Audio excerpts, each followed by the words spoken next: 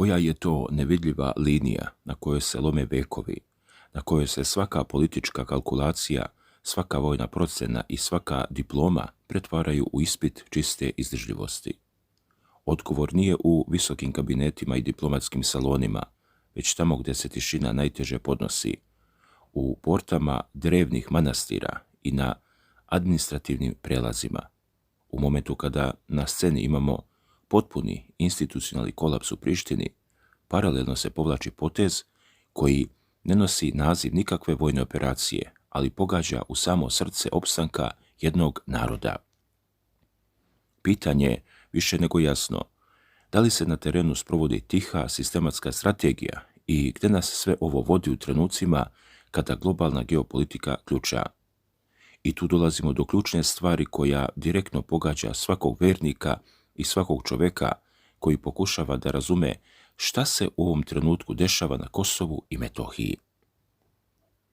Od 1. avgusta, prema navodima medija, na snagu stupaju nova pravila Prištine koja predviđaju da pravoslavni hodočasnici koji posećuju vekovne srpske svetinje moraju sa sobom imati turističkog vodiča licenciranog u Prištini.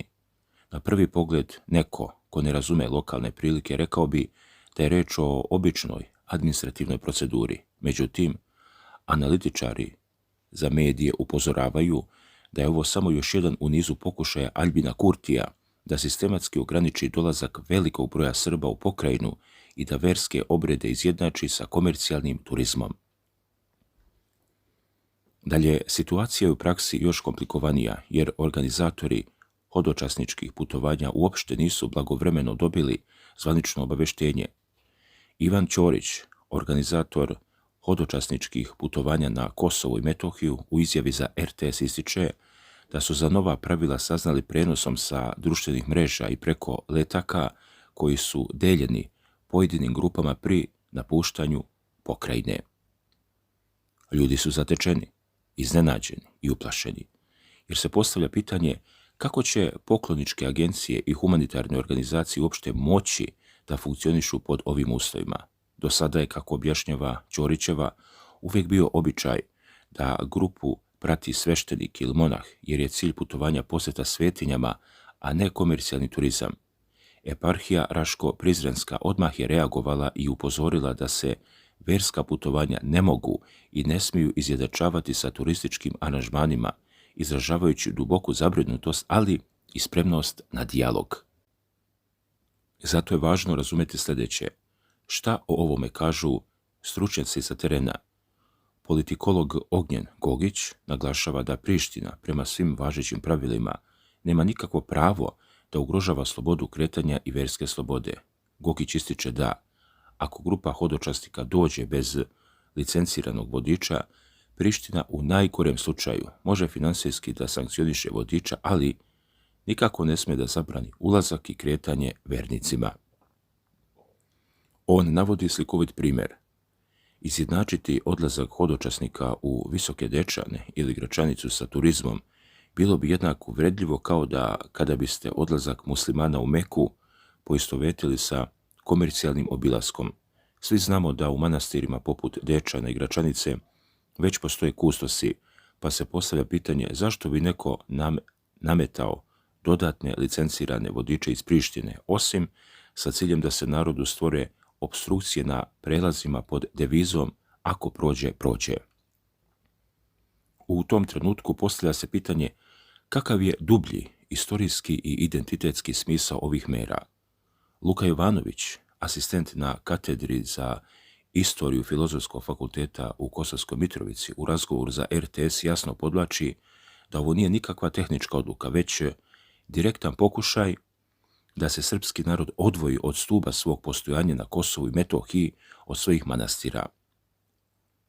Jovanović podsjeća na brojne ranije incidente, pretresanja, pa čak i hapšenja ispred manastira Visoki Dečani, naglašavajući da je sve to uvek služilo odvajanju i odvraćanju ljudi od dolazaka. Međutim, on veruje da će ova mera delovati potpuno kontraproduktivno i da će u narodu samo dodatno jačati privrženost i prkos prema sopstvenim svetinjama. Ovo menja celu sliku i pokazuje kolika je napetost na samom terenu. Pogledajte samo šta se dogodilo u manastiru svetih Arhangela kod Prizrena na praznik svetog Arhangela Gavrila. Poznati glumac Milan Vasić, koji godinama organizuje kulturni program u okviru ovog narodnog okupljanja, gostujući na RTS-u, opisao je neprijatne scene kroz koje je prošao. Pričao je kako ga je takozvana kosovska policija pozvala na informativni razgovor, gdje mu je komandir pred 5 ili 6 policajaca uručio papir sa striktnim pravilima ponašanja. Zabranjeno je bilo kakvo korišćenje nacionalnih zastava, ali i pevanje bilo koje pesme u kojoj se pominje Metohija ili bilo što bi oni proglasili negativnim kontekstom. Milan Vasić je opisao atmosferu podnos snajperista koji su posmatrali skup, ali je u porti uspeo da okupi oko 3000 ljudi bez jednog incidenta, pevajući stare narodne pesme. On je podsjetio i na to da je godinama član Narodnog pozorišta u Prištini, odbijajući da pređe u beogradske kuće, jer to pozorište ima dušu i zadatak da nastupa tamo gdje niko drugi ne sme. Sa druge strane, na sve ove pritiske reagovao je i državni vrh u Beogradu. Predsjednik Srbije Aleksandar Vučić izjavio je da teror Prištine traje, ali je poručio da nijedan teror nije trajao doveka. Vučić istakao da, kada god Beograd pozove na poštovanje Ustava Srbije, rezolucije 1244 i povelje UN, iz Prištine odmah stižu optužbe o navodnim prijetnjama aneksijom.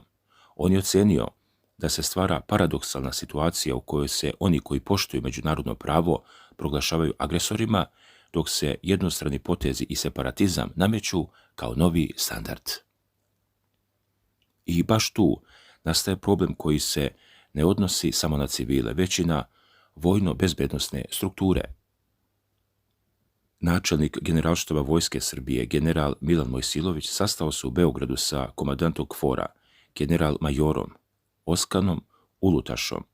Mojsilović je tom prilikom izričito zatražio da međunarodne snage, kao jedina legitimna oružana formacija u pokrajini, u potpunosti zaštite srpski narod i srpsko versko, kulturno i istorijsko nasljeđe. U zvaničnom saopštenju Ministarstva odbrane navodi se da je general Mojsilović naglasio da se Srbi na Kosovu i Metohiji ne osjećaju sigurno, te da je situacija i dalje izuzetno krhka i osjetljiva, zbog čega KFOR mora dosledno ispunjavati svoj mandat iz rezolucije 1244 vojno-tehničkog sporazuma.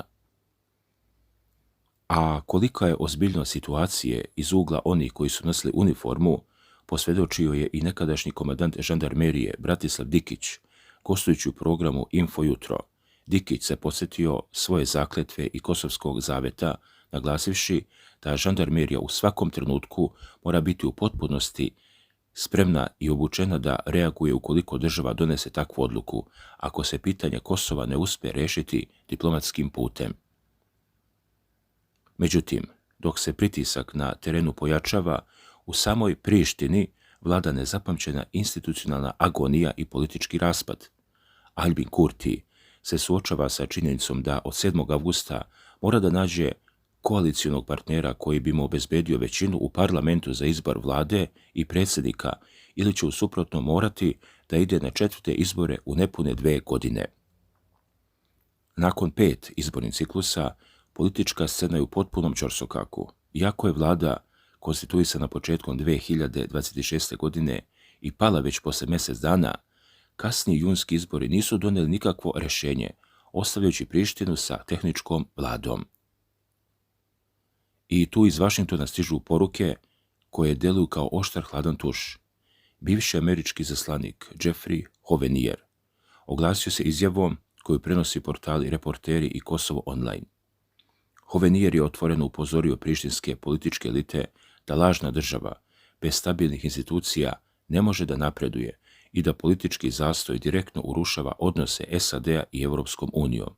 On je podsjetio da je Vašington još u septembru 2025. godine suspendovao strateški dijalog na neodređeno vrijeme zbog jednostranih poteza tehničke vlade.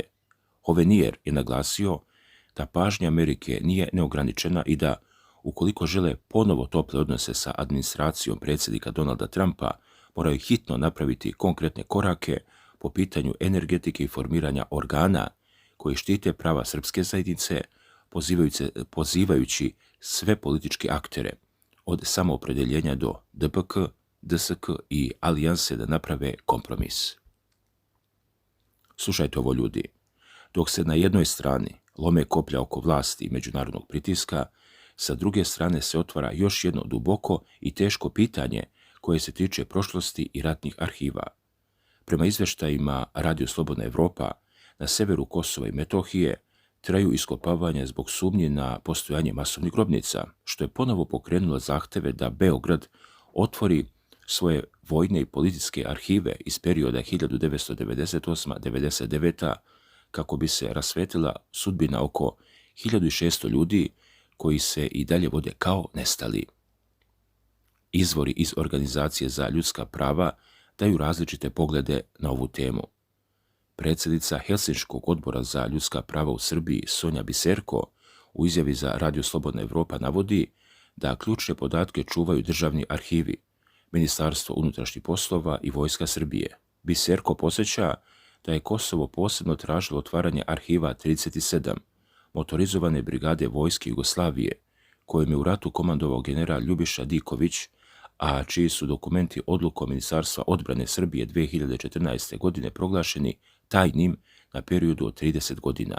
Zbog te odluke, Fond za humanitarno pravo na čelu sa tadašnjim zastupnicima tužio je 2015. godine tadašnjeg ministra odbrane Bratislava Gašića.